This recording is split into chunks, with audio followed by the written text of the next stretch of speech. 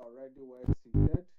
But before I get to introduce her formally, let's remind you of some of the activities of the agency this past week, and that usually comes in our news highlights segment by two of our beautiful ladies, Netta and Peace.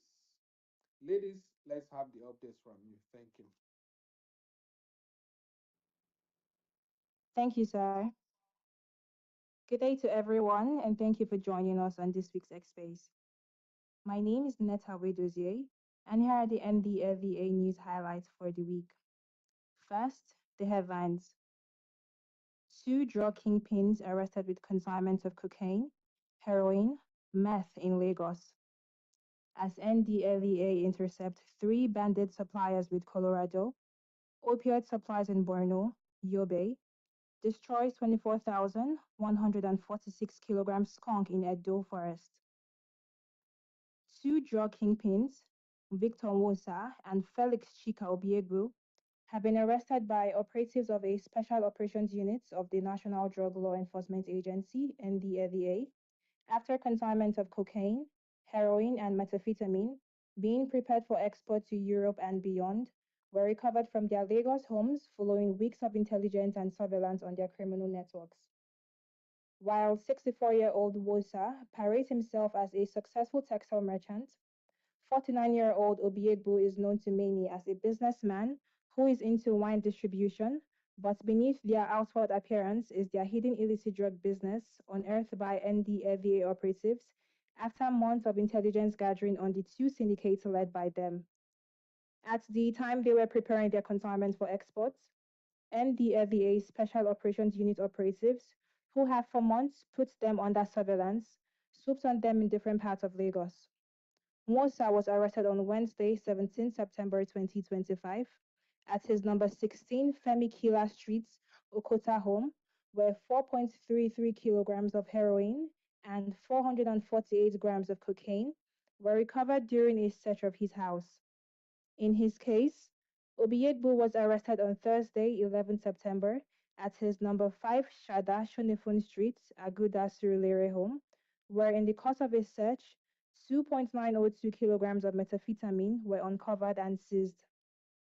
Attempt by suspected suppliers of illicit drugs to terrorists and bandits in Borno and Yobe to move illicit drugs concealed in engine compartment of a Mercedes-Benz Jeep and a ladies' traveling bag were also thwarted by NDLEA operatives on stop and search operations in the two states. In Borno State, following weeks of intelligence, NDLEA officers on Saturday, 27 September, arrested Baba Kaka Ibrahim at Injimtilo village while driving a Mercedes-Benz GLK marked JRE 987AE towards the Maturu Road. A search of the vehicle led to the recovery of 39,380 pills of tramadol, 225 milligrams, and XO5 stuffed in the engine compartment of the Jeep. Same day in Yobe State, NDLEA operatives intercepted a lady, Halima Adamu, along Damaturu Maiduguri Road, where 39 parcels of Colorado, a synthetic strain of cannabis weighing 1.4 kilograms, were found concealed inside the casing of a traveling bag. A swift follow up operation led to the arrest of another lady linked to the consignment, Habiba Mohammed, at her Baga Road, Maiduguri home. Two suspects, Ali Yusani and Yahaya Tata, were on Saturday, 27 September, arrested by NDLEA operatives along Zaria Kano Road, Gadar Tamburawa, Kano State, with 30,030 pills of tramadol seized from them, while three suspects, Friday Elebechi, Tobin Godgift, and Aya Clement, were arrested by NDLEA operatives at Swali Jetty, Yanagwa, Bayelsa State on Monday, 22nd September, after 12 kilograms of skunk, a strain of cannabis, and 50 Diana AAA cartridges were recovered from them. A 45-year-old ex-convict, Femi Owoye, aka Dugood, was on Thursday, 25th September, arrested by NDLEA officers at his number 24 Okeigele Street, Ikere Ekiti home. He was found in possession of 32 kilograms skunk and 10.5 grams of tramadol. He had been convicted and sentenced to 3 years imprisonment for a similar drug trafficking offense in 2016. In Kaduna State, a suspect, Adedamola Olayeni, was on Monday, 22nd September, arrested with 404 blocks of skunk weighing 262.6 kilograms at the Abuja Kaduna toll gates. The consignment was found in his Honda Pilot Jeep marked MKA 499TT, coming from Oshogbo, Osun State, and heading to Katsina State. Another suspect, Zubairu Haruna, was on Wednesday, 24th September, found with 506 grams of methamphetamine as the Guantun Fadan Karishi checkpoint, Kaduna, while a follow up operation in Gombe State led to the arrest of the actual receiver of the consignment, Babangida Mohammed. No fewer than 85,100 pills of tramadol and other opioids were seized from the trio of Dauda Abubakar, Abdullahi Umar, and Ismaila Mohammed at Apapa area of Lagos on Monday, 22nd September, while NDLEA operatives in Abuja the following day, Tuesday, 23rd September, arrested Opeyemi Ogundipe with 2.1 kilograms Colorado along Abaji Gwawalada Expressway. In Edo State, NDLEA officers on Tuesday, 23rd September, destroyed a total of 12,115.6 kilograms skunk on 4.846244 hectares of cannabis plantation at Uromi Forest in Esan West local government area, where two suspects, Ernest Uche and Felix Murgoga, were arrested and 345.5 kilograms processed substance was evacuated. At Ogu Forest, Iguben local government area, no less than 12,031.245 kilograms of same psychoactive substance was destroyed on 4.438442 hectares of cannabis farm on Wednesday, 24th September, with 106.1 kilograms processed consignment evacuated. A truck conveying 82 bags of skunk concealed in bags of charcoal with a total weight of 1,025 kilograms was intercepted by NDLEA operatives along Wakere Auchi Road at Sakol West local government area on Friday, 26 September, while two suspects, Kabiru Abdullahi and Anna Safianu, were apprehended in connection with the seizure. While commanding the officers and men of the Special Operations Units, Borno, Yobe, Edo, Lagos, Kano, Kaduna, FCT, Ekiti, and Bayelsa commands for the arrests, seizures, and their dexterity, Chairman, Chief Executive Officer of NDLEA, Brigadier General Mohammed Buba Marwa retired, enjoined them and their colleagues nationwide to continue with the ongoing balanced approach to the drug control efforts of the agency.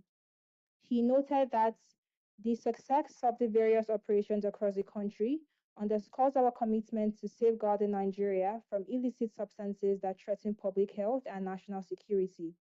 Every gram of these dangerous drugs we seize and remove from our streets and communities reinforces our determination to protect our youth, disrupt criminal networks, and strengthen national security. That's it on arrest and seizures. Next is the updates on some of the weather activities across the country for the week, brought to you by my colleague, Peace. Thank you, Netta. My name is Peace, the pastor, and here are some of the weather activities across the country for the week. The National Drug Law Enforcement Agency, NDLEA, is boldly reshaping Nigeria's response to substance abuse through its groundbreaking War Against Drug Abuse WADA initiative.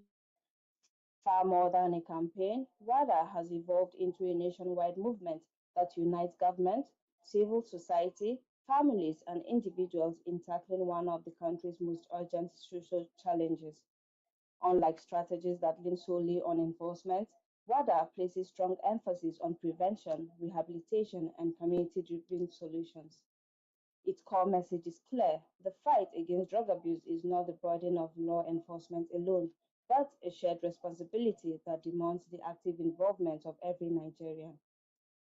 By taking the conversation into schools, markets, motor parks, places of worship, and other public spaces, the NDLEA is incorporating awareness into daily life.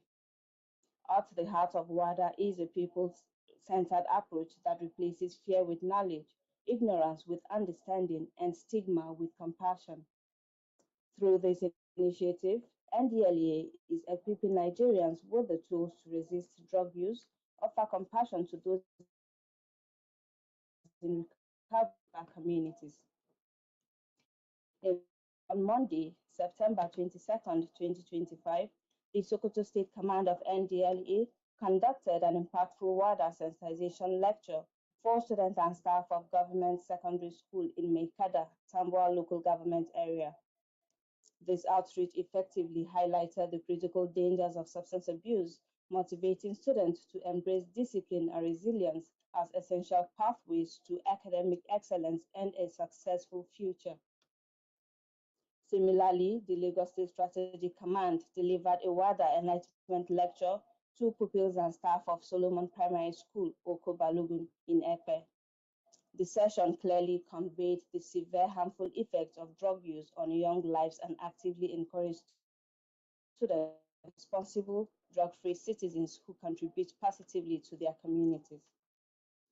On Tuesday, September 23rd, the Abia State Command, in collaboration with the National Youth Service Corps Drug Free Club, organized a WADA advocacy lecture at GATE, the bustling commercial hub of Umuahia.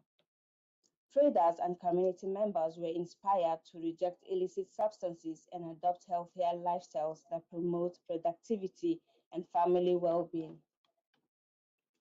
In a strategic effort to enhance engagement with traditional leadership, the Kogi State Command paid a WADA advocacy visit to His Royal Highness Alhaji Abubakar Ahmed Yakubu, the Eje of Ankpa.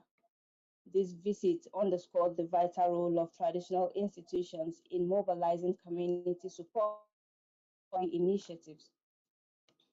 Building on the day's outreach efforts, the Benue State Command conducted a WADA enlightenment session for students and staff of Ekwas Secondary School, North Bank, Makurdi.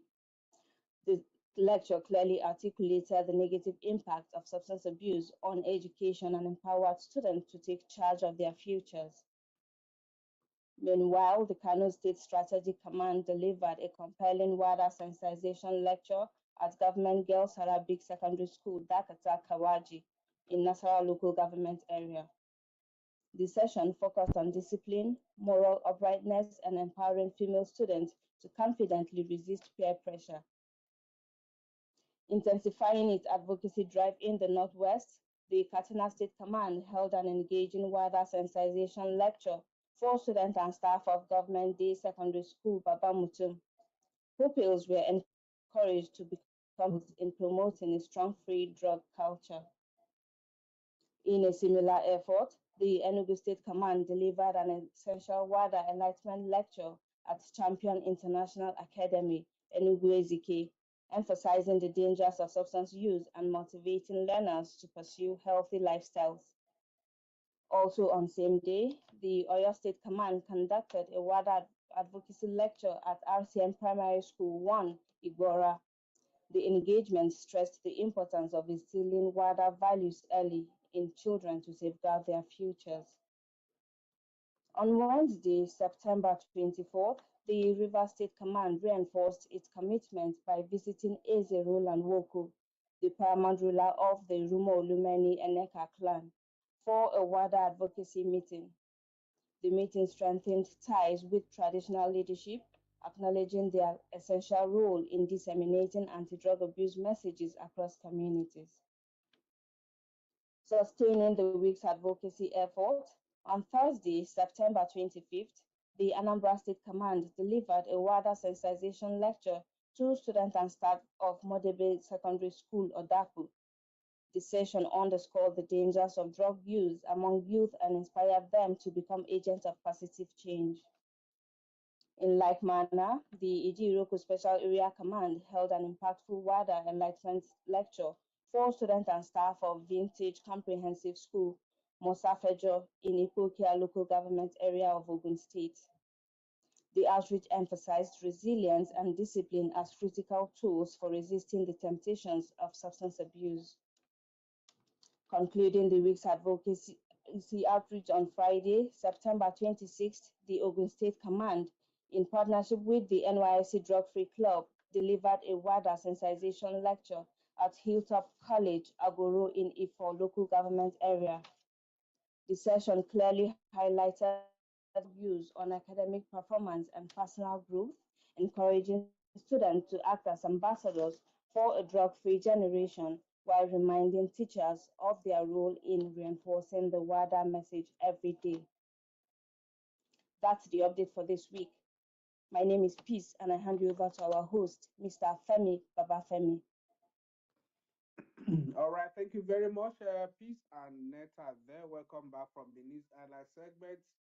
Now, let's remind ourselves that when you are approved to be on the speaker's corner, please ensure you remain muted until after the presentation by our guest speaker, and we start calling or inviting individuals to unmute themselves to make their contributions or ask their questions. Please let's abide by these simple rules of engagement just as we do it every week.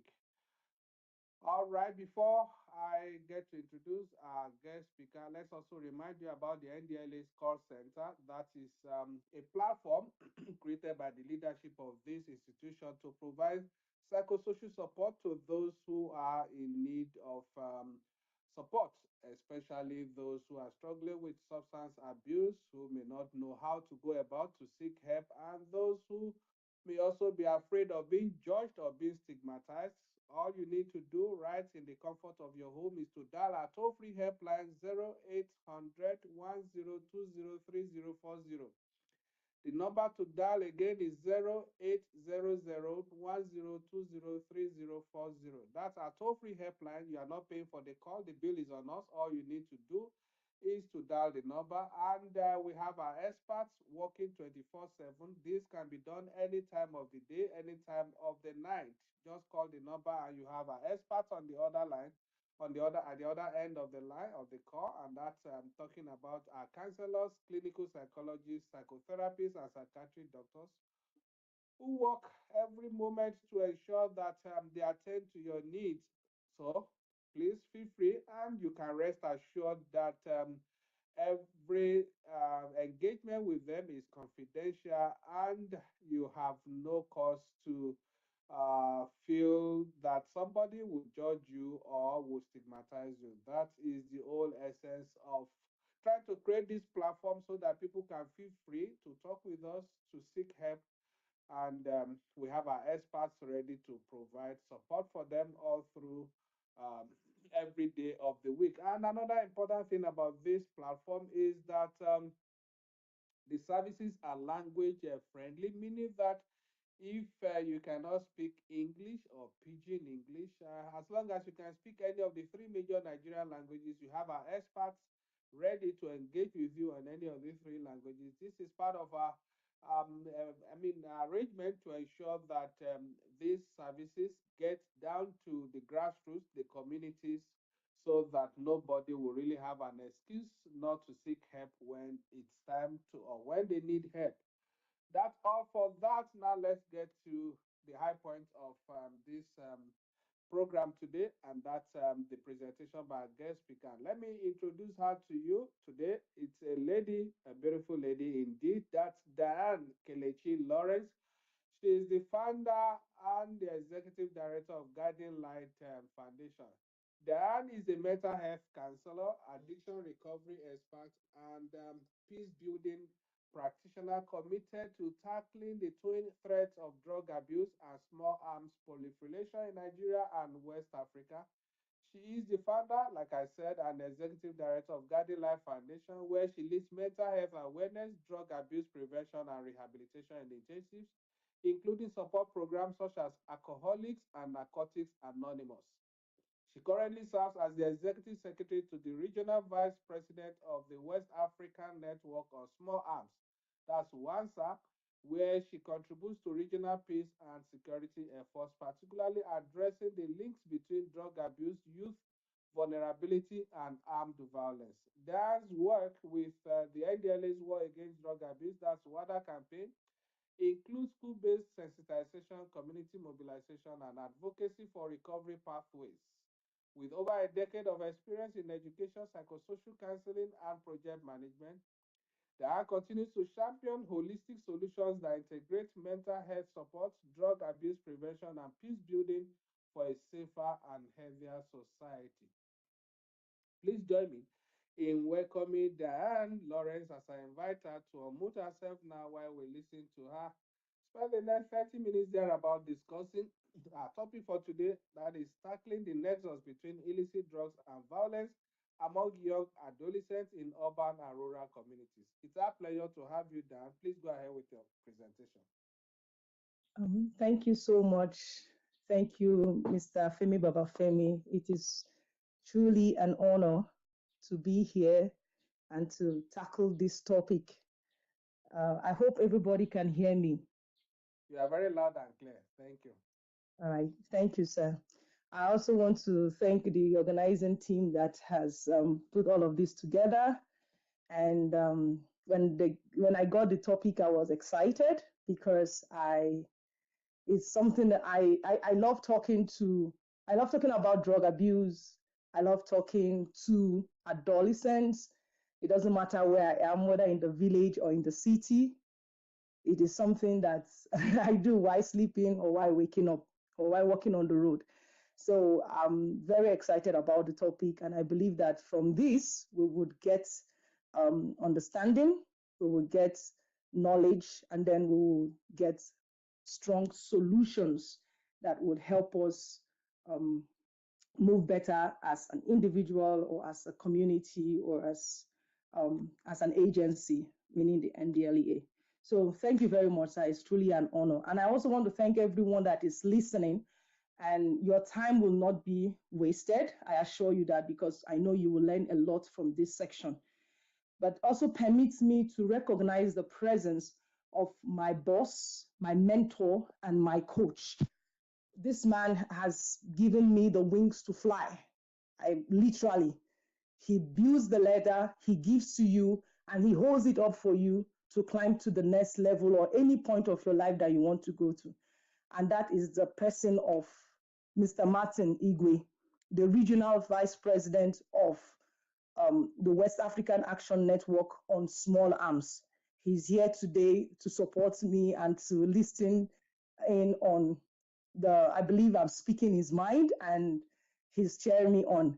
I also want to recognize one more person, the person of the director of programs of the West African Action Network on Small Arms, Nigeria. That's WANSA, Nigeria.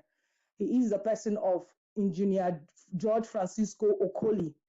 He is a brother, a friend, and a very strong support system that I have in my life ever since I joined WANSA. God bless you, sirs, and I'm very happy to have you here today. Thank you for your encouragement, and thank you for all that I have learned from you. So let us jump into why we are here today. Like I said, I have just 30 minutes to tackle this topic, and the topic remains tackling the nexus between illicit drug abuse and violence on adolescents in the rural and urban communities. Yeah, so like I said, it's a topic I enjoy talking about, and it's to a targeted audience that I enjoy speaking to. Because actually it was when I joined social work, or when I started social work, I was actually an adolescent, like I was 14 when I started social works and started reaching out to people. So it is a very good targeted audience that must hear the message of drug abuse prevention and possible rehabilitation.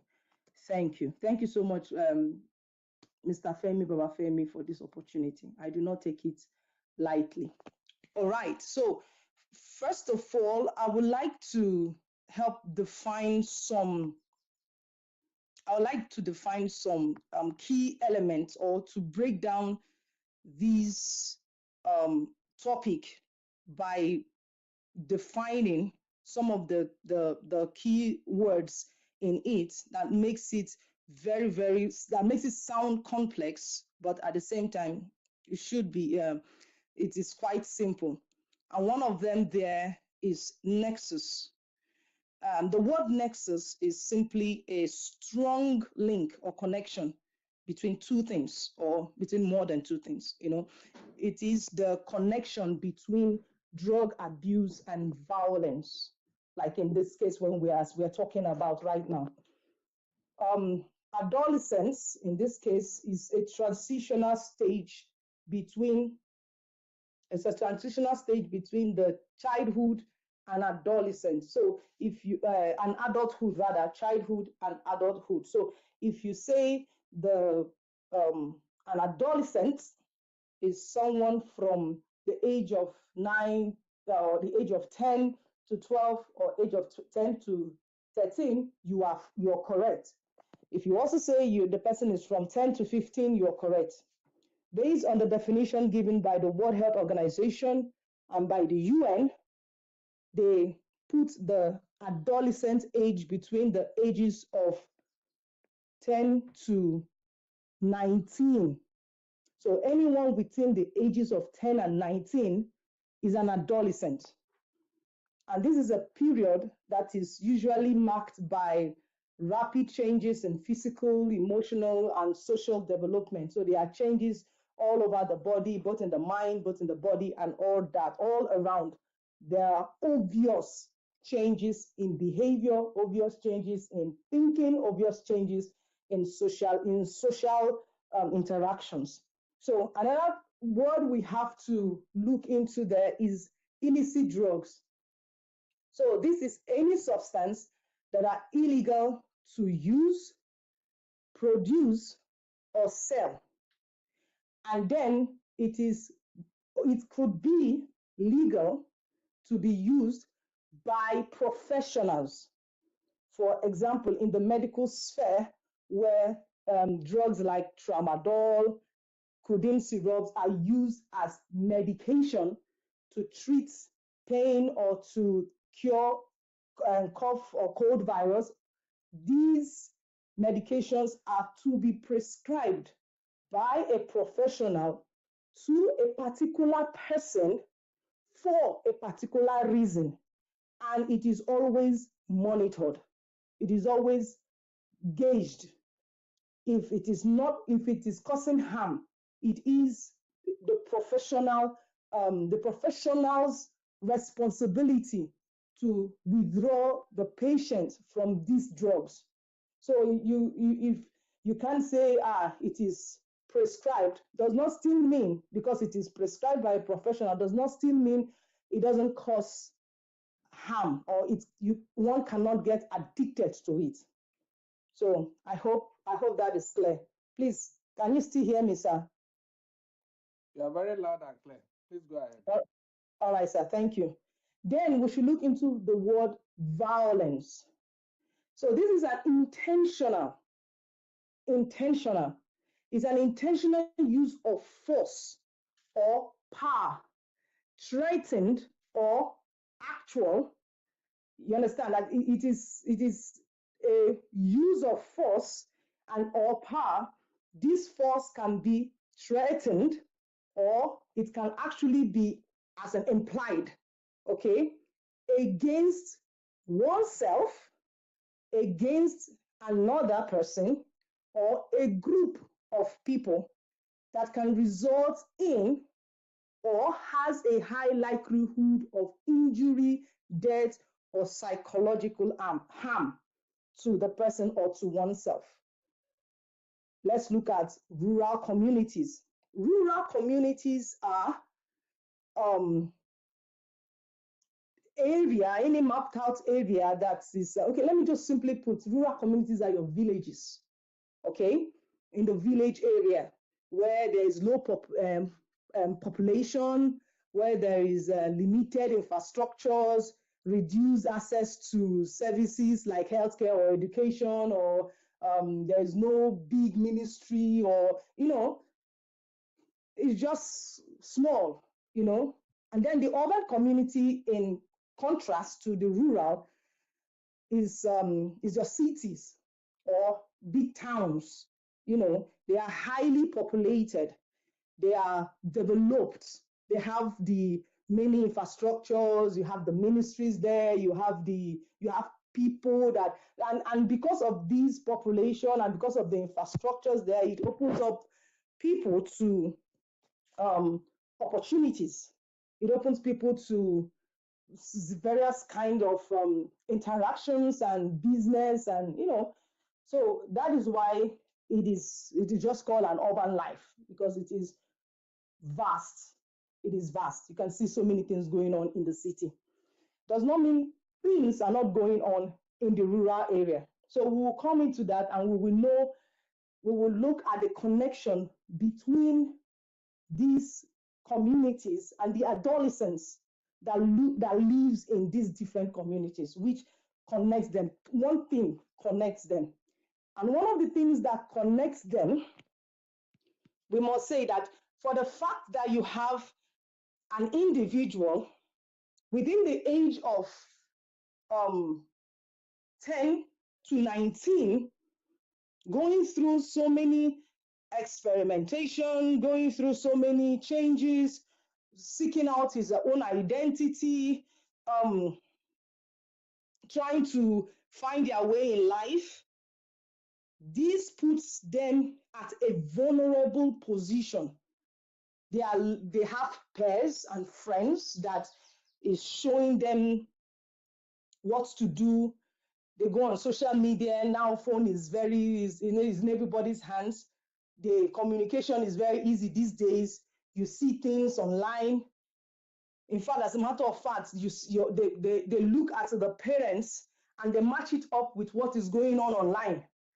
The parents are no longer the scope or the scale of measurement. They see their parents doing something and then they go online to see if it is right or wrong. So they are always vulnerable to the changes and the dynamics. So, and then in our context, the major dangers they face is illicit drug use and exposure to violence. This is not just it's not just a city problem or a rural problem, because I have seen parents that say, no, my child, I better no go town or no go village. Bad things they happen there. You go join courts. One chance go carry you. A lot of things. People in the city, you won't go back village. I go village now. You won't go like put yourself 10 years backward. You don't do that. Stay in town. Village is not the place for you. You see, but they forget that these dangers cut across boards. Whether you're in the city or whether you're in the village, your adolescent is faced with illicit drug use and exposed to violence. So let me just take time to share the realities on both sides. The urban adolescent often have access to synthetic and imported drugs, such as the cannabis, the tramadol, cocaine, and even sometimes meth. They are at risk because they are open to this. They are at risk of being tied to cultism, street gangs, and organized crimes. In the rural setting, the rural adolescent may not encounter these synthetic drugs as those in the urban area, but they still face the risk of locally brewed alcohol, inhalants like alcohol, like ogogoro, they call it ogogoro, they call it bukutu. They face inhalants. Sometimes they sniff glue, they sniff petrol. And they are also exposed to communal clashes and communal fights over land, over territories, and so on and so forth. So it is not just a rural problem, neither is it a community problem, neither is it a village problem. So I want to say village people. So despite the difference in what each person faces in their own area, both groups share a tragic, yes, a tragic similarity. And this, which is the drug increase, which is the drug exposure to drugs and the likelihood of being violent, while violence drives deeper into drug dependency. So let me just explain that by coming into the nexus. Now I want to explain the connection, the strong connection between drug abuse and violence. So it is in two folds. It's a circular motion.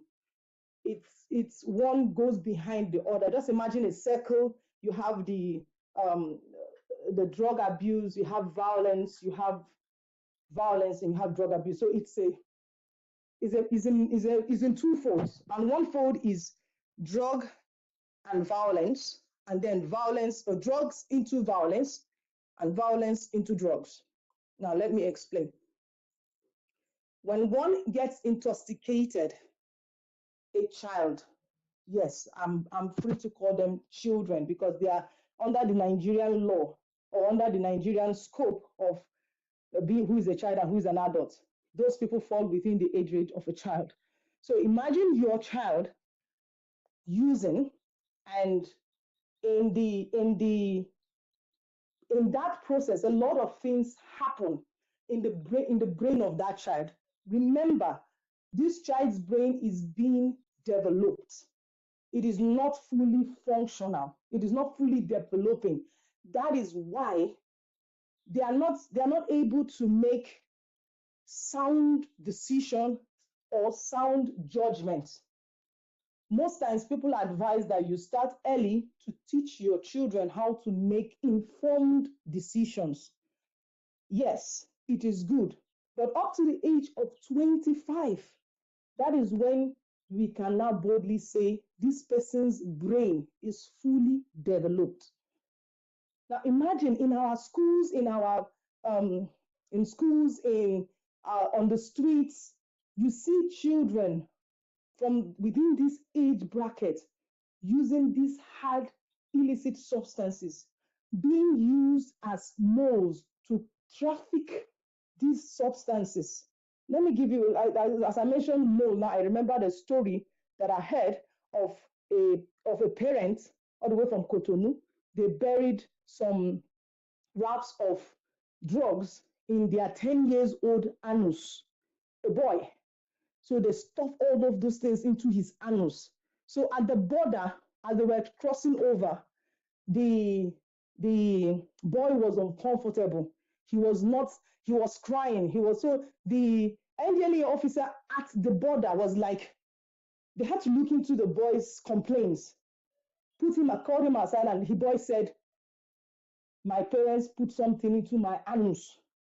When they started bringing these things out, they saw that they had to, in fact, it was sad for a 10 years old to go through that. So they are used as moles to carry these things, mules to carry these things across.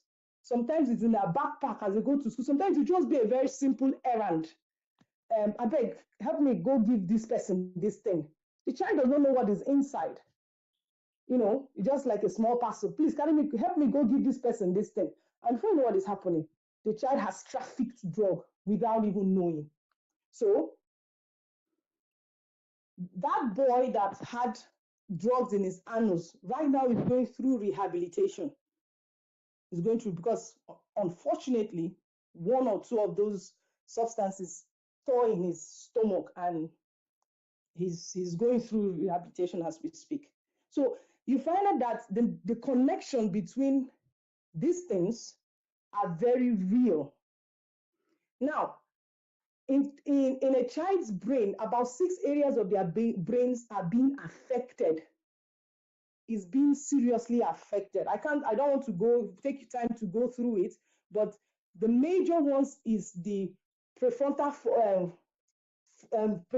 lobe that controls judgment and controls ability to make decisions. Now, when they're intoxicated, it impairs their judgment, and then it fuels aggression. and embolden risky acts such as robbery, court clashes, gender-based violence, and all that. So let me give you, I don't know if you followed the case of the group of girls that beat up their friend and beat her up because they allegedly thought the girl was sleeping with their boyfriend. They beat her, black and blue, stripped her, videoed her, and put it on the net. Now that story, while I was watching that video, I noticed that those girls were smoking and they were drinking. They were high. It gave them this boldness to continue doing what they are doing to their friend. And when they were arrested and taken, they were being interviewed, all they were saying that we were high, we were high, we were high. So let us not think that it's only the boys that gets aggressive. It is not this aggression I'm talking about is no longer a gender thing. Like what I mean, gender is no longer something for the boys alone. Girls are now being very, very aggressive. And if you look into their aggression, it is being reinforced by the use of these illicit drugs. So, drugs leads into violence because it fuels aggression and it gives this false courage to do anything. They can take any risk. They can kill anybody. They can run through jump over any fence, and they will get away with it. The second fold of the nexus is violence into drugs.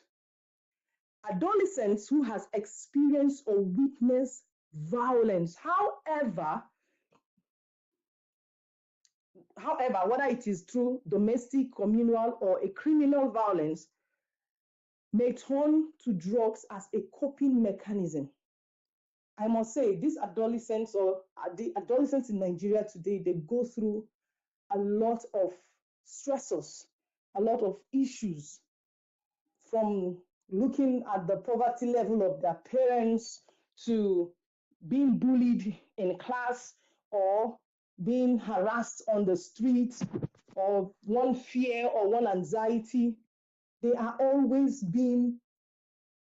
confused. They are always in a state of dilemma on which way to go next in their lives. So most times they don't have the support system that is required.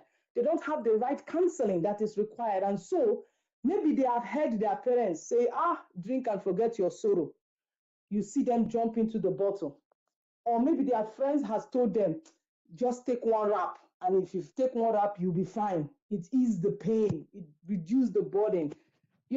So because they have witnessed some level of violence, they fall to drugs as a coping mechanism. So this circle of I witness a violence, I take drugs, and drugs at the same time make me violent even more. It's a circle that traps young people and helps to perpetuate insecurity across our communities. When you begin to see it, you see that most of these young people, they go through a lot of mental health challenges and a lot of mental health consequences of this. So there is a very strong psychological toll on the children, on these adolescents, and it is very heavy. So adolescents struggling with drugs and violence are at the high risk of being depressed and being anxious. Like they'll have depression and anxiety. They go through PTSD, that's post-traumatic stress disorder. They have psychosis, especially is drug-induced. Most psychosis are drug-induced. And when they take drugs, they begin to see things and hear things that are not there. They begin to feel things that are not there. And it's real to them, but to us, it's not. So they have low self-esteem, they feel hopeless, and they have suicidal thoughts. Yes. So unfortunately, stigma prevents many from seeking help.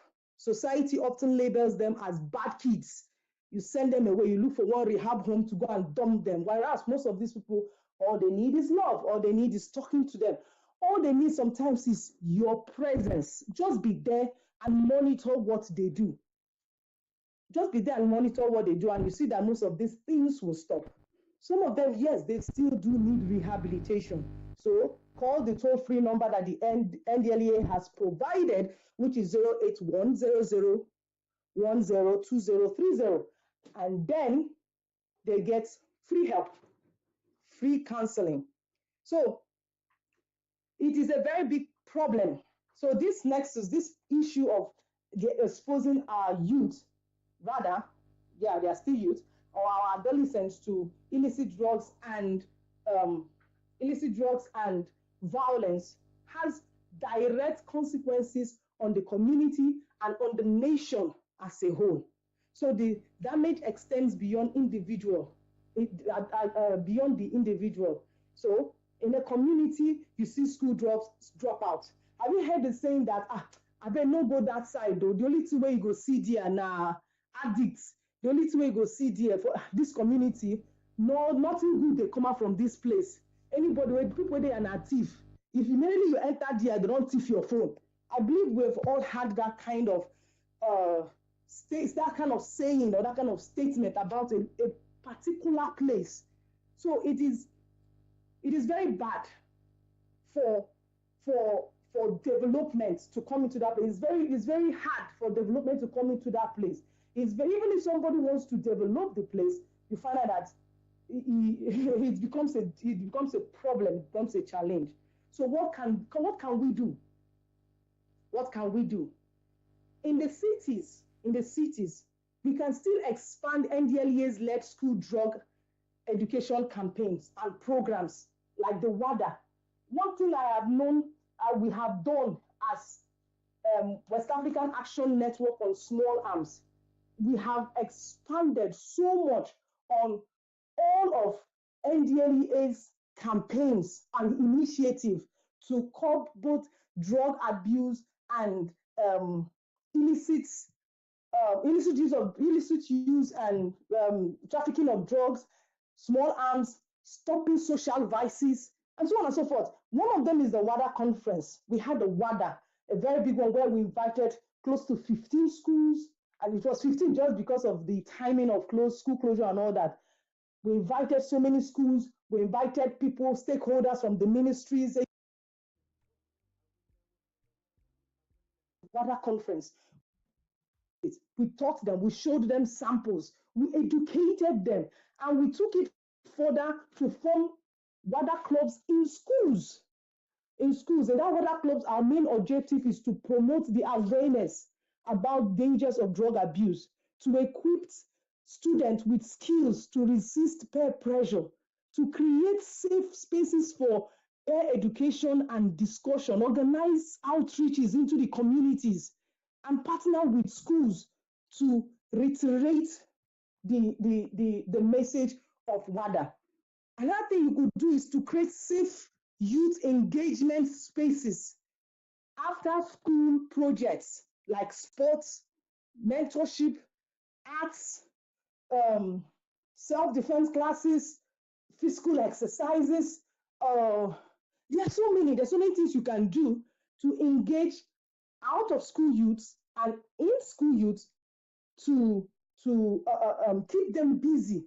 Once the mind is positively engaged, they will not have the time. And they will have someone to report to when they are being lured into drug use. Another thing they can do in the cities is to build police community NGO partnership. I want to commend the FCT, NDLEA FCT Strategic Command for giving us the endorsement to do a lot of things, and they have been working with us since then. Now we have on the International Peace Day, we launched, as WANSA, launched the Anti-Crime and Social Vices campaign in tertiary institutions. We also launched a book written by the AIG of police and community policing, on, and the book is massive. The book has a lot of in fact, we need to get that book. It's a community policing approach to drug abuse and other social vices. So it is a challenge for the police that they are tackling. We should look into our borders. And the WANSA is a network of NGOs, or that is against the proliferation of small arms and light weapons. Of course, you know, small arms goes together with illicit drug, small arms goes together with drug abuse or drug use or drug trafficking. So it is always seen together. So, and when all of these things are stopped, you see violence stop, you see some of the things, conflicts going on in our community, all of them, they all stops. So we are against the proliferation, and we are under ECOWAS and under IANSA, which is under UN. So there's a large network at work here, a very large network. We are trying to work and expand the possibility of putting violence to the minimum. But there is a point at which we will go. That is why we are always working together with the service chiefs, and we're working together with the armed forces. We are working together with other NGOs, and we're working together with the police, the NDLEA, and other agencies and ministries that will help stop this series of violence that is going on. That is in the city. In the rural focus, interventions include conduct community dialogues led by chiefs, elders, and religious leaders. Now, let me explain something. The UN is calling out for traditional rulers to take the place to sustain peace, to join the fight to maintain peace. If you're a chief here, if you're a traditional ruler, an elder listening to this podcast, you have a lot to play. It is your responsibility to clean out your community and make it safe so that development can come in. The UN is calling out to you. You're a religious leader. Maintain peace. Build peace. Very important. The violence has to stop. Our children are going through a lot because of this. Now, we also need to provide rehabilitation facilities closer to these rural areas, and then empower the youth economically, because these children see and know the financial limits of their parents. And if they can see ways they can get more from somewhere to support, they will do it. They will be ready, they will be willing to traffic drugs. They will be willing to be the mule to take these things around because they are getting money from it. So across board, on both sides, we need to strengthen parenting and family education program, train peer education, and spread prevention message, integrate mental health and drug counseling services into schools and primary health care. Because I've realized that most of the sicknesses or illness we have is most times not physical. They are most times psychological, and they manifest as physical. So sometimes you go to the hospital and they look at you from head to toe and they say, there's nothing wrong with you, ma. There's nothing wrong with you, sir. Employ psychological help. You see that you find out that most of these things are mental illnesses. So there are times when we also have to keep telling our children, the parents, it is on you also to watch your child, to guide them and educate them. Also, reach out to, like I mentioned, our border security. There are many people coming into Nigeria. There's so many things coming into this country that should have stopped. Both the drugs, the small arms, human beings, they are all coming into this illegally, coming into this country. And when they come with malicious intentions, they settle in a community. Okay, last time we went, once I visited the IDP camps, and I took my time to discuss with the young people. There were girls, young boys that wanted to go back to school. These people has faced violence. They have seen their family and their loved ones being killed. They have faced violence and they needed to take their mind and they want to go back to school. So we had to report the matter back to the National Council for Migrants, Refugees, and Internally Displaced Persons. We got there and they said he's already on their pipeline, they're already planning towards it. So all of these things exposes, helps us to train and elevate the issues that these adolescents are going through. So with for a roundup, I want to say that in summary, I want to say that we are always open. We're open to working with organizations. We are open to working with because this thing is something. Is a need. It's something that needs to be dealt with. We are open to working with organizations, agencies, ministries. If you want to send someone to something to the IDP camps, you want to give relief materials to people, we work with that. We do that. We try as much as possible to curb the nexus between drug abuse and violence. Um, Finally, for closing, my work as a my work with WANSA, my work with Guideline Foundation, and as a counselor myself, I have seen firsthand how these issues affect our communities through the WADA initiative in schools, the Alcoholic Narcotic Anonymous project. I have witnessed how awareness, how mentorship, how rehabilitation can transform the life of a young person. So this experience has shaped my conviction that prevention and support are the way forward. Thank you very much, sir. Over to All you, right. Mr. Kelly. All right. Thank you very much, dear.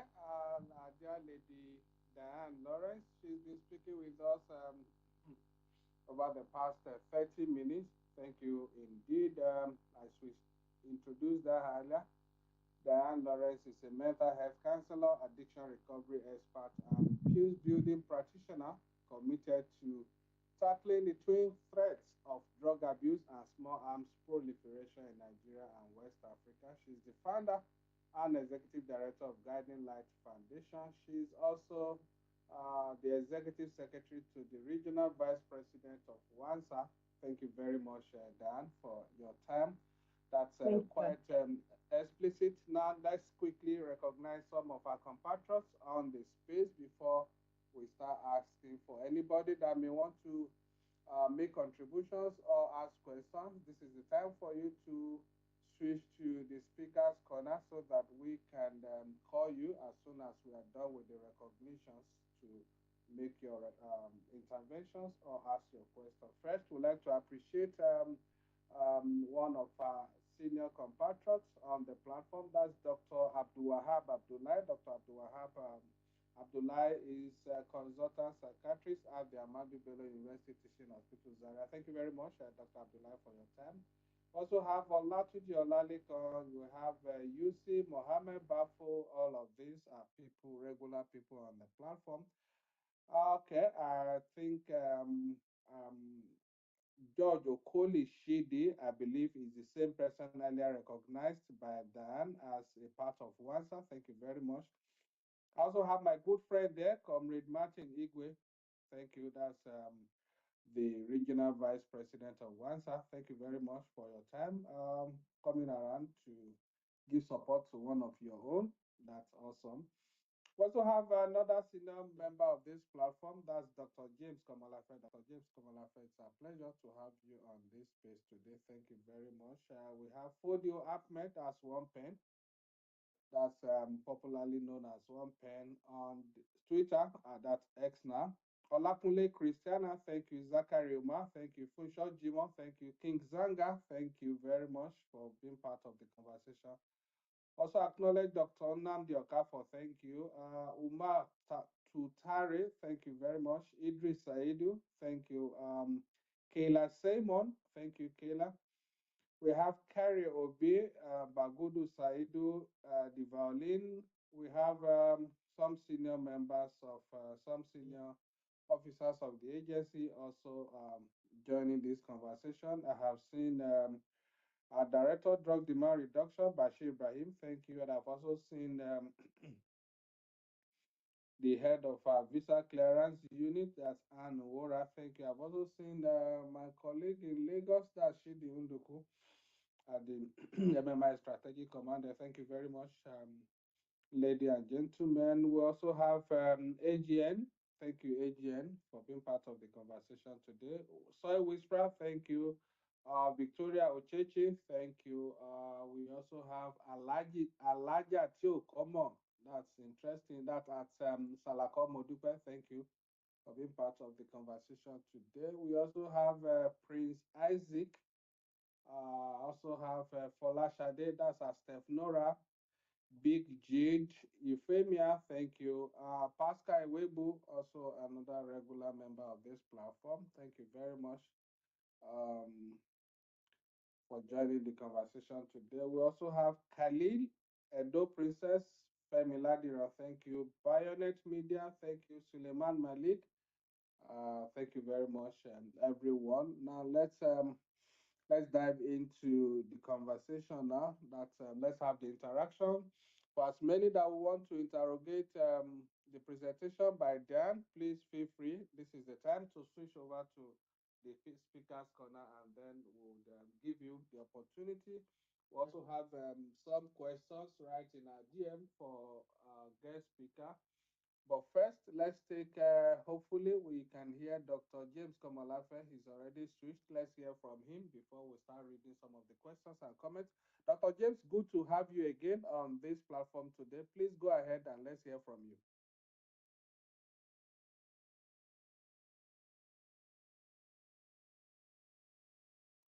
Yes, Dr. James.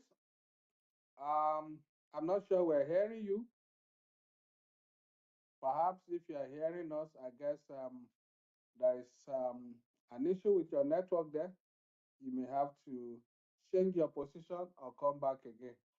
All right, we'll come back to you, Dr. James, as soon as your network is stable. Thank you very much for always ready to give your own insights into issues of discussion of this platform. Okay, there is this one from Ebon here. Ebon wants to is asking us to ask the guest speaker, are certain age groups within adolescents more prone to drug violence? Are certain age groups within adolescents more prone to the drug violence nexus? A follow-up to that is please also note, Dan, there is also a follow-up question by the same person. Should policies focus more on punishment or rehabilitation when addressing adolescent drug users involved in violence? All right, so let's start with these two questions. Lady Anne, please go ahead. Okay, the first question states that is there any is there any age bracket within the No, is there any? Yeah, she wants to. What she is trying to ask there, I guess, is are there certain age groups within the adolescent age bracket that is more prone to Mhm. drug violence? Yes. That's, I guess, what she's trying to ask there. Yes, there actually in if you take the statistics of maybe 10 years ago, yes, there is a certain age that is prone. But in this our modern time, all the age group within that bracket, they are all exposed at the same time. Why? Because they are all watching the same TV program, listening to the same music. They are more faced with in some homes, violence. They are being violated. You go to school, bullies. You understand? You walk on the street, you see people. So it is out there facing them, no matter the age, no matter the time. So it's an across board thing. So it is just for we the adults, parents, loved ones to protect them. I don't know if that is clear. Hello, can you hear me? Yeah, I believe so. I believe so. I believe so. The person is not physically present. It's just a question Okay. dropped in our DM. I believe that should surface. But then the second Mm, question, should mm. policies that's following up on your response to the first one, should policies Yes. focus more on punishment or rehabilitation when addressing adolescent drug users involved in violence? No, you should focus more on rehabilitation. You should focus not on the punishment because most times these punishments, because in psychology we don't even condone some kind of punishment on children, as in like maybe spanking, flogging, and all that. No, we really do not condone that because we realize that it reinforces negative behavior. So we look more into rehabilitation. We look more into prevention. So policies, whatever from whatever department, be it educational, be it from NDLEA, whatever act or whatever laws that are put into place, should first of all put rehabilitation or put prevention, then rehabilitation before punishment. I think that answers that. All right. All right. Thank you very much there, Lady Diane. Let's have Dr. James now. Hope your network will be stable now. Dr. James, please go ahead. Thank you very much today for this exhaustive talk and discourse on the subject matter today, Diane.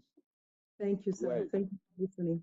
now the question I like to ask is this. I've listened to you in and out.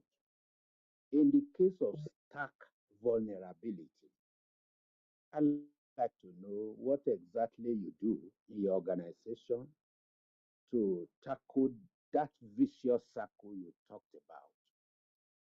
Yes, it's good to prevent. Yes, it's good to ensure that we don't even permit it to happen. But where you have an ecosystem where you have cases of vulnerabilities and all that, what do you do really? I just like to know.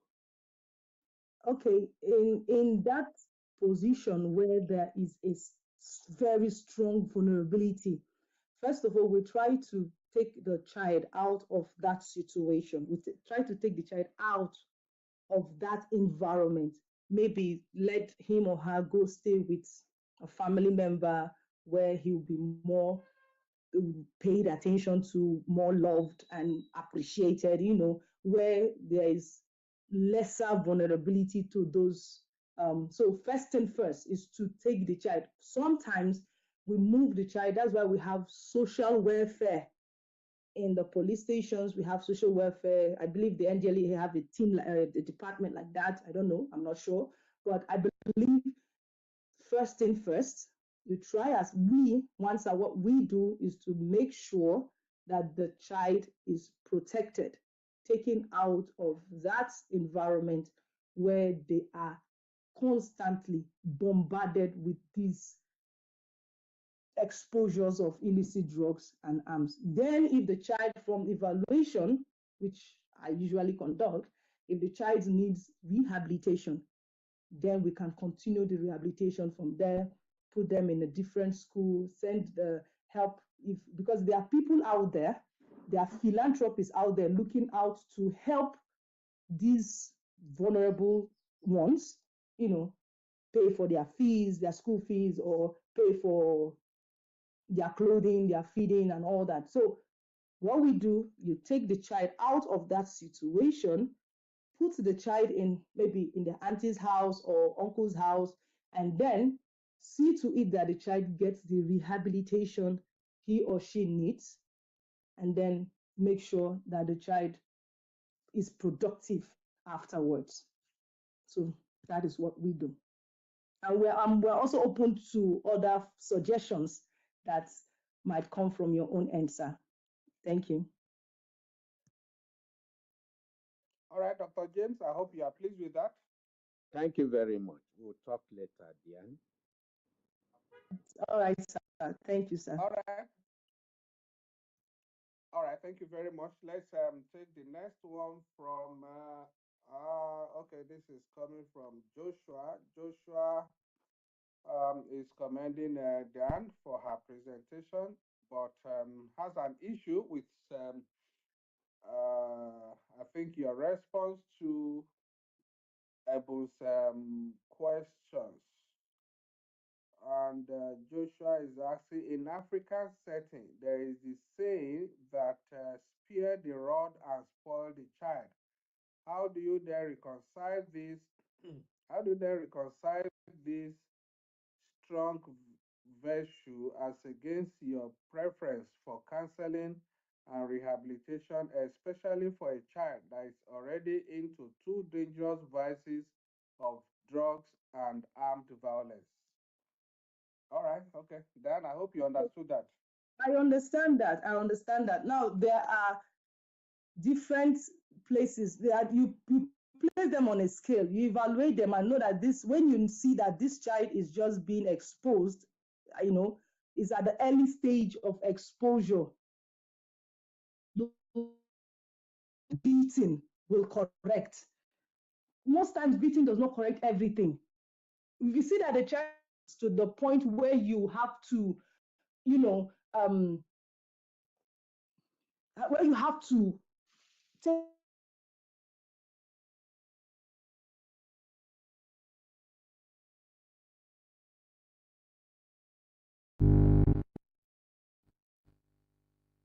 Yes, I guess Dan is frozen there. Your network is frozen, Dan. You may have to change your position or try to come back again.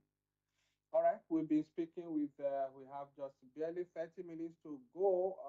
We've been speaking with our guest speaker today. That's Diane Kelechi Lawrence, a mental health counselor, addiction recovery expert, and peace building practitioner who has been working in the area of tackling the twin threats of drug abuse and small arms proliferation in Nigeria and West Africa. She's had some good platforms to do this. One is her organization, where she currently serves as executive secretary to the regional vice president of the West African Action Network on Small Arms. That's WASA, as well as another platform that's which she founded. That's the Guiding Light Foundation. I think she also mentioned her programs of in Alcoholics and Narcotics Anonymous. Thank you very much, Dan, for the great work you are doing in partnership with others, including the NDLA. We appreciate all of that. Okay, let's quickly. I believe. Okay, I have seen. Okay, Suleiman Malik. Thank you very much, Suleiman Malik, for your time. We also have the founder and executive for Societal Protection Against Drug Abuse, led father, that's Maria Hassan, who has been doing awesome work right from her base in Kano and working, spreading across northern states. Thank you very much, Ambassador Miriam, for the great work you are doing. In fact, I've almost lost track of some of her job. I had to wake up this morning to go through her platforms again. I was moved by the great work she's doing and working in partnership with other stakeholders. Thank you very much once again, Ambassador Miriam, for the work you are doing. Along with your SPADA team, we also have Winnie. Thank you very much, Winnie, for being part of the conversation today.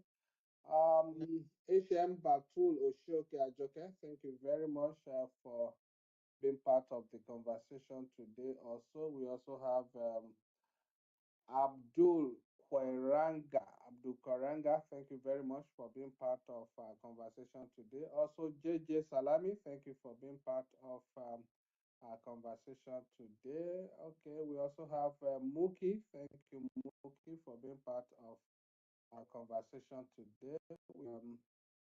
Who else?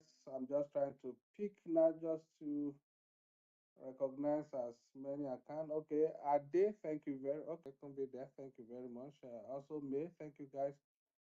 Nura Isa Omar, thank you, Nura, for your time. Okay, we also have General Wood. Thank you very much, General Wood, for your time. Okay, let's come back to Diana. I believe her network is stable now. Diana, okay, let's hear from you if you can hear me clearly. Yes, I can hear you clearly, and very sorry about that. I just had a very strong network issue. I'm back now. Okay, I was saying now it's not everything that flogging and beating, solves. In fact, for me, it solves less than up to nothing, you know. But when you talk to someone, when you make them understand, when you get to the root of their challenge, there will always be a mental shift because every behavior is mental. So there would be, when you make them understand that what they are doing is wrong.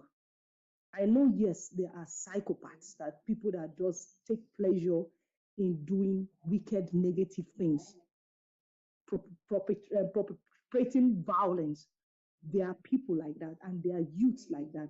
But out of 10, there is always one, you know.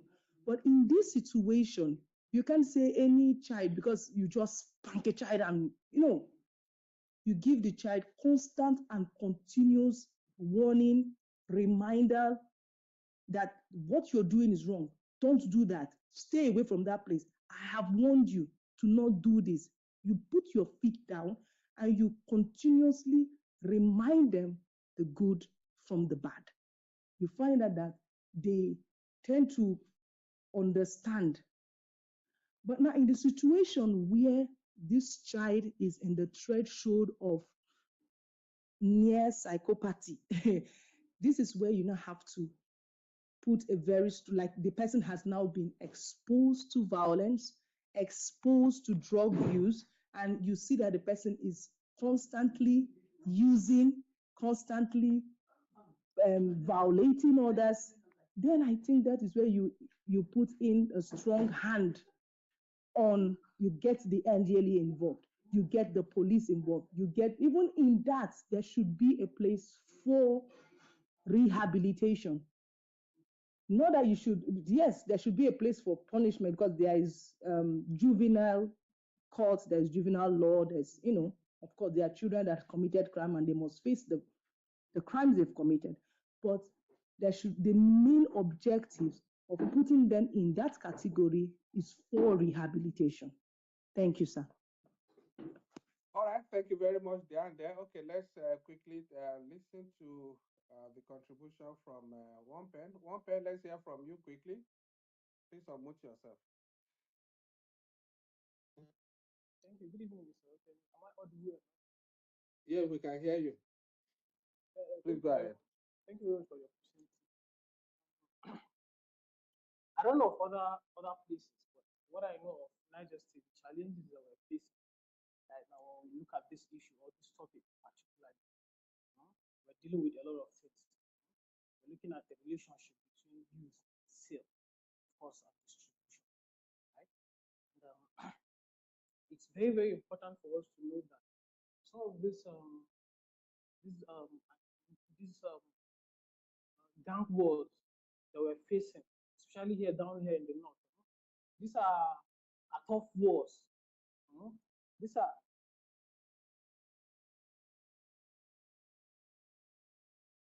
Okay, I guess we lost One Pen there due to his network. We can understand. Okay, but let's quickly, when he comes back, he can continue, but let's quickly take the next question from our GM.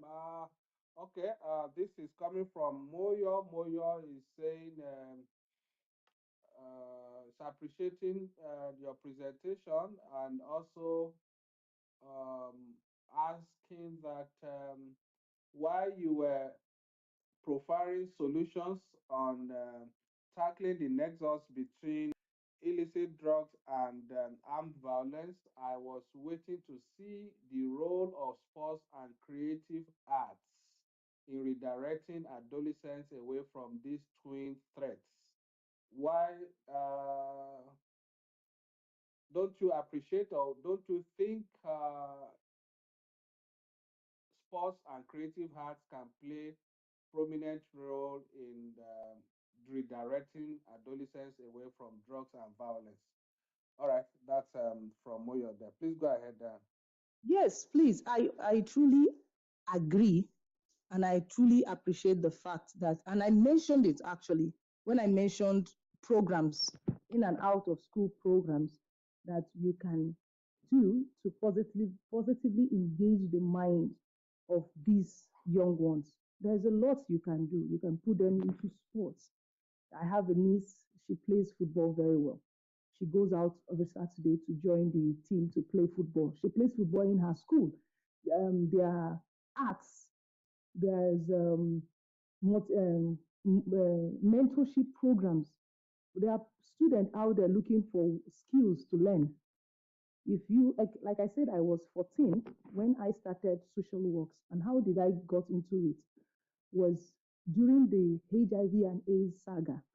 You know, they needed young people that would reach to the young ones or same age bracket, and they engaged us from our churches, from our school.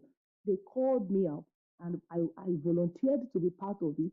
And then we started going to other schools, going to churches. I might come to a church, or I can just decide to go to another church and worship. After a while, I'm worshiping, I am talking to the next child sitting by my side. Have you heard of AIDS?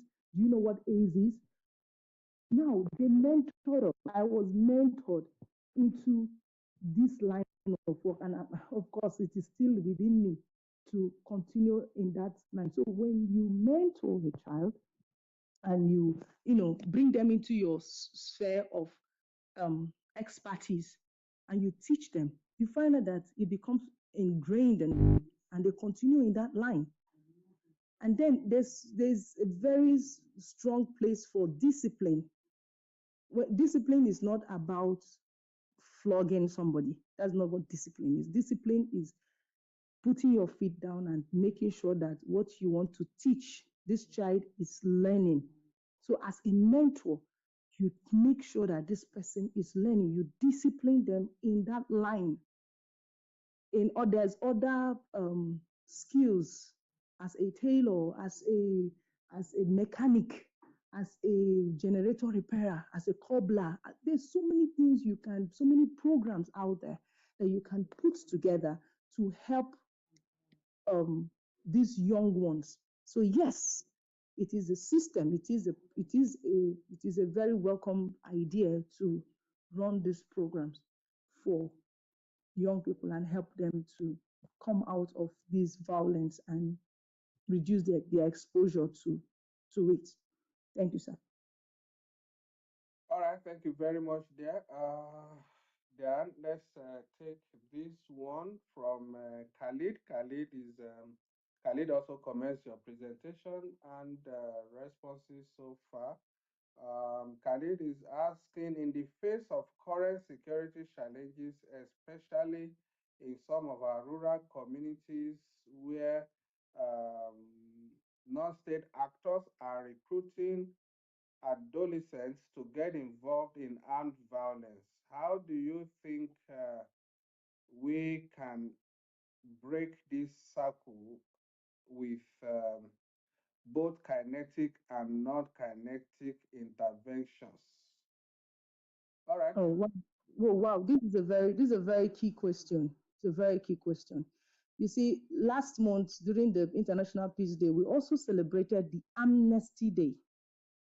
Now, this Amnesty Day, Africa Amnesty Day, and I also remember that during the um, militancy issues in the South South, there was a provision for amnesty for these ones. So all of this put together gives these young people the opportunity to drop their arms or submit their arms without facing the law. They submit their arms and then they go through rehabilitation, they go through social rehabilitation, they go through mental rehabilitation to make them to understand that peace is always the way out. You don't need to carry arms, you don't need to transport arms, you don't need to traffic arms. They give them social welfare support They also give them economic support. Instead of you trafficking arms, trafficking drugs, come do this instead. So yes, there are so many opportunities placed out there for those or the adolescents that are into this lifestyle. So, and then there's a place for publicity when you make them to understand that, see, Wansa has thrived so much in, Wansa thrives so much in resensitizing, educating, putting the news out there, social partnering with organizations to put the news out there, the NOA, the road safety people, all of them, to put the news out there that, see, there is a safe place for you. You can actually dialogue these things out. You can actually drop your arms. You can actually, okay, last month, I think they destroyed illegally retrieved arms, non-serviceable arms, and they destroyed up to 1,350 something arms of different grades and different cadre to to help reduce the flow or inflow of illicit arms and curb violence in our communities. Yes, so there is a lot of activities going on. We are trying to educate the people, restructure and resensitize the people that there is a way out. It's not all about you drop your arms, you go to prison, no, or you find out that you are. There is always a a solution to this problem. So I believe that answers that. If it doesn't, I can stress on areas that do not. All right, thank you very much. There, let's take this one from Ushena. Ushena is asking why I appreciate all of the solutions already profiled by the guest speaker. Then I also think we might be overlooking failure of intentional parenting in all of this, with people giving birth to the with people giving back to the number with people giving back to more than the number of kids they can hope or cater for. Don't you think there is the need for us to come back to birth control in Nigeria? That campaign has died down. Don't you think we need to resuscitate it as part of the strategies to address these issues? All right, that's Ushena there. Please go ahead. Okay, okay. It's kind of funny that this question came up because I I was discussing with my mom about all of this topic, and my mom said it is all the fault of the parents. There are parents out there that are not doing their job, and if you look at it truly, yes, there are. As for the campaign of, as for the campaign of um, using IVF, sorry, using Birth control. birth control rather, yes, birth control to reduce the population. Fine. If you and your husband or you and your partner opt for it, fine. It is permissible. Okay, but it should be under a professional guidance, because most times the different kinds of birth control affects the body system. So yes, it should be under professional guidance using any birth control system. If you and your partner feels it is what you want to do, go ahead. But it should be under professional guidance. Then looking at parenting, intentional parenting, oh my God, it is very, very valid. Like I said earlier, all most times all what these kids need is you being present, you being there with them, you knowing what they are doing on social media, on um, their social lives, knowing what they do in school. Most times I take time and I say, okay, I tell my daughter, today is conversation day. how was school today? Tell me, is there anything that happened in school today that I should know about? And she was, of course, she would open her mouth and she would start telling me everything that happened in school today. And if there's anyone that is worthy of, correcting or, and why my mom mentioned that was because growing up, I grew up in a very hostile environment. I grew up in River State, Diobu, for those that knows that place.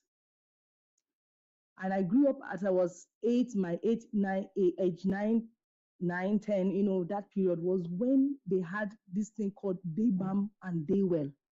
It was just starting and it was violent. These guys are violent. I saw where they brought out a boy from his house and they hacked the boy into pieces in the presence of everybody looking. And while they were doing that, they were drinking and they were smoking and they were laughing and it was terrible. It was grotesque, I must say. Now, or they would tie the person on a bike and drag the person along the street. Now, growing up in that kind of environment, my parents, first of all, removed my elder brothers from that school where those same, because they were all friends, same classmates and friends. Because my brothers will come back home and they'll be telling my mom, mommy, you hear of, of what they call blow drop. They will punch somebody, the person will just fall. Or they will punch somebody, the person will just fall on the ground and start eating grass. Or there's some they wear black, and so many kind of stories that were being shared to my mom. My mom said, so this is what you people experience in school. Well, my mom removed them from that school and brought them one to a school that is closer. So that is intentional parenting. Intentional parenting. In that same environment, there was a period where these boys or these cultists, they will go from house to house raping girls. So my mom would say, it is bad like this. Everybody, all the girls, we were just three of us though, but we sleep with our shorts on, sometimes jean shorts. We don't sleep naked. We guide ourselves. My parents would be on, my father especially will be going around with torchlight and machete, forming security man. So that is intentional parenting.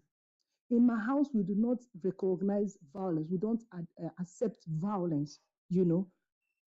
But immediately I step out of my house, I have to start walking in a particular way. Some communities encourage violence. Some communities they feel like if you need to open eye, if you need to do gra, you be Jew man. So they teach their children how to be how to be aggressive. They encourage aggression.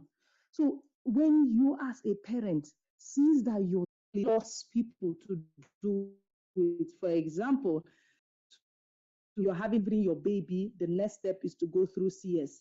Personally, they do not want to do that. So it's not something, even if it is a policy, you ask them to do what they don't want to do. I think it is allowed in medical concepts or it is allowed in Nigeria, but it is still um, it still falls back on the individuals or the partners involved. Accept, agree, disagree, or however it goes. So as long as when it comes to personal health, it still falls back. There are some times when someone will say, so you just can't enforce some things. I hope that answers that. Okay, thank you very much there. Then let's we probably have to take the last one now.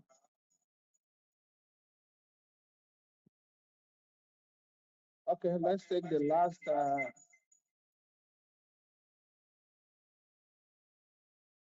let's take the last question. Now this is coming from Vicky. Vicky is asking Are early childhood interventions more effective than adolescent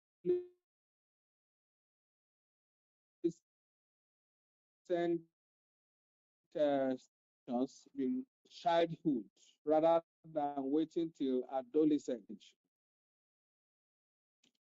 All right, there Sorry, sir. What should be grounded in? Sorry, please repeat the question. is asking that intervention should be at the childhood, starting from the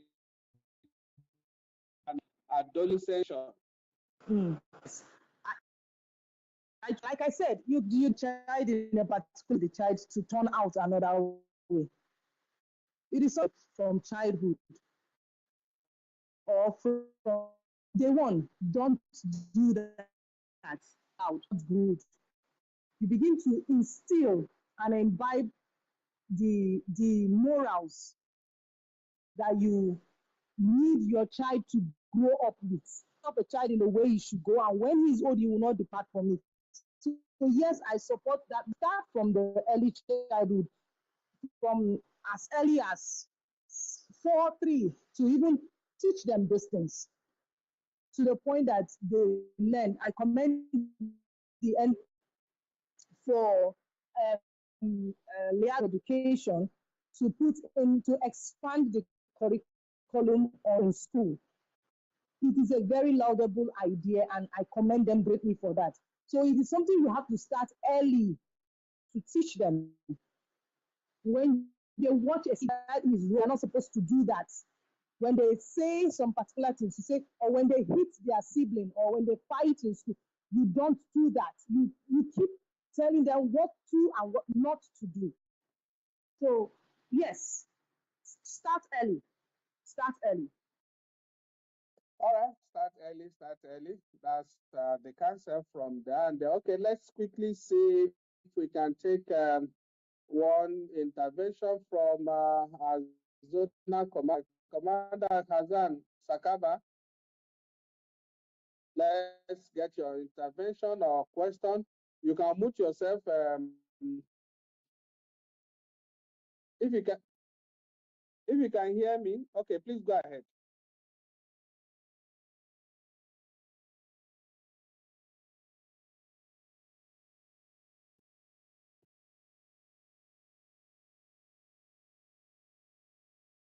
Are you hearing him? The next terrible, I must Yes. say. Okay. We're going to. We have definitely his network is fluctuating at this point. So let's take your closing remark, cutting on this conversation today. Please go ahead. Okay. For a close, I want to say that first of all, Mr. Femi Baba doing DLEA. Woo, I I just appreciate the entire work. Ever since I scared of what you do, and even more. I appreciate you guys. Well done. Well done.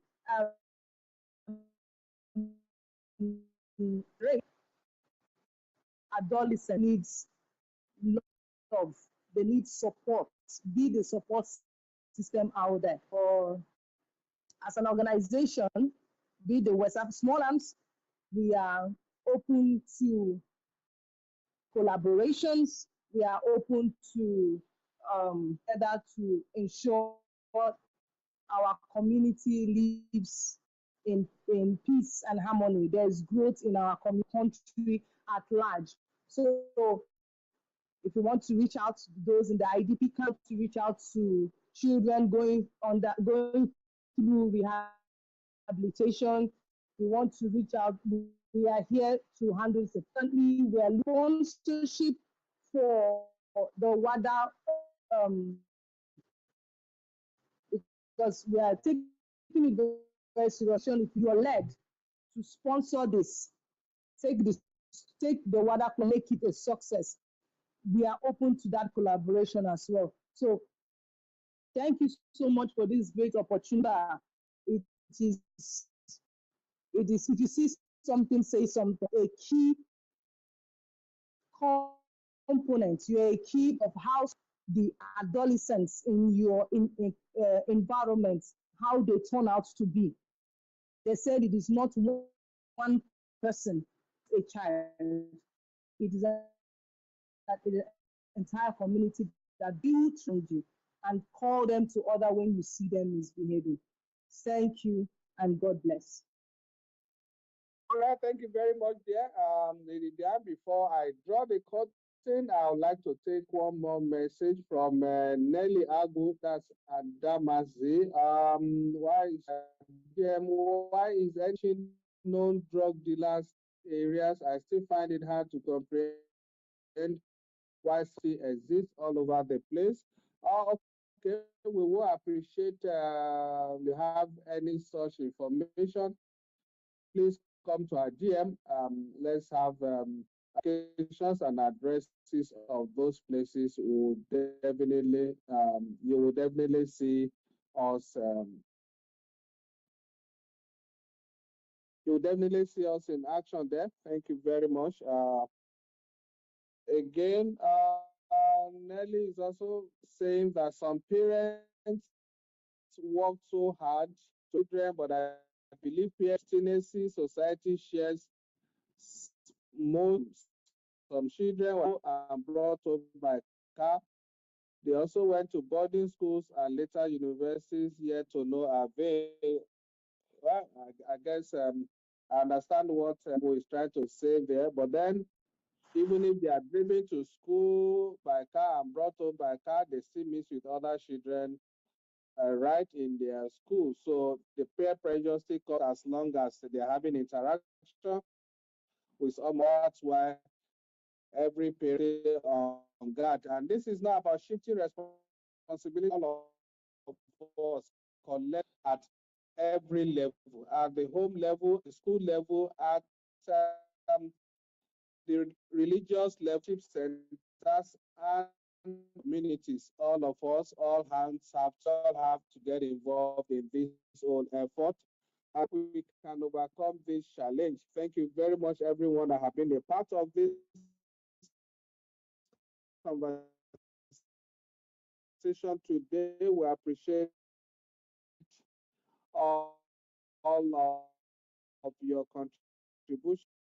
Thank you very much once again. And this is the point where we draw the curtain, but I appreciate all my colleagues working behind the scene with me from this side. Talking of Rita, Mahmoud, Dele, and Kumbi, and the rest of you guys, all you do for all your support. Until we come next time, I remain yours sincerely. And as I often say, it's Friday, but then let us hope that we don't go into don't think what will give us a momentary